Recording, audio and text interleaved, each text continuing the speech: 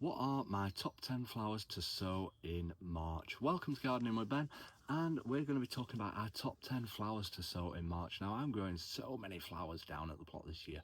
Flowers are beneficial for bringing colour to the plot and also bringing the insects and the bees to the plot. Without the bees, we won't get pollination, and yeah, it adds a great colour to the plot because a lot of vegetables are just green, the plants, so it adds a lot of colour and makes it more bright and attractive. So we're growing lots of flowers this year down at the plot, so make sure you stay tuned to see how well we get on with them.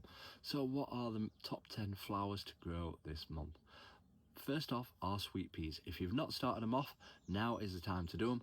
I'm growing mine in root trainers. Check out some of my posts and you'll see them growing absolutely fantastic. And yeah, they're doing really well, and we're going to have an amazing display of sweet peas. And the best thing about them is that you can cut them off, and the more you cut them, the more they'll keep flowering all year until the frost comes. So yeah, give yourself some beauty in the garden and have some sweet peas. Next up are marigolds, another beneficial one for tomato plants to help ripen them.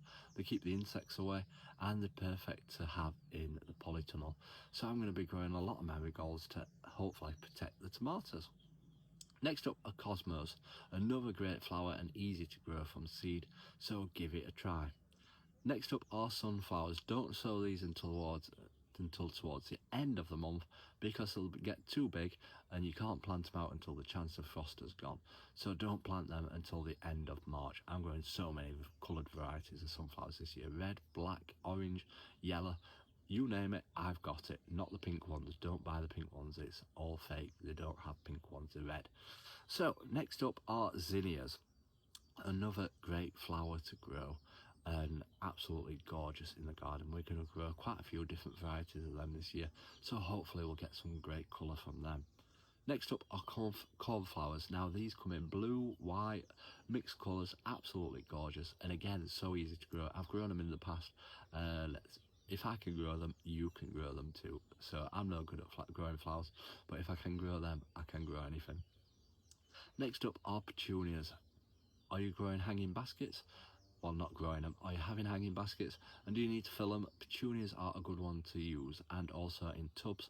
They fill up and spread out and make it look absolutely gorgeous. So now is the time to grow your petunias if you're wanting to grow them for pots and hanging baskets. Next up are nasturtiums. Now I've never grown these before, and this is the first year that I'm growing them down at the plot. I can't wait. And you can eat them as well. So we're going to grow a lot of different varieties of nasturtiums. I didn't realise how many varieties there are, but we're growing a few different varieties this year. So if you fancy giving yourself a little try, give them a try and see how well you get on with growing them.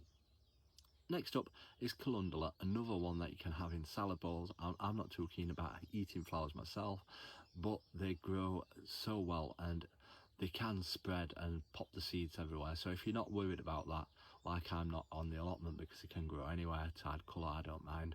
They can pop up everywhere, so just be careful with calendula, but a great easy flower to grow and they look absolutely gorgeous down in the garden. So those are the top 10 flowers to grow. Make sure you save this video, drop us a follow, and feel free to share it to anybody that needs it. Until next time everyone, remember, keep smiling, keep shining, and keep gardening with Ben everyone.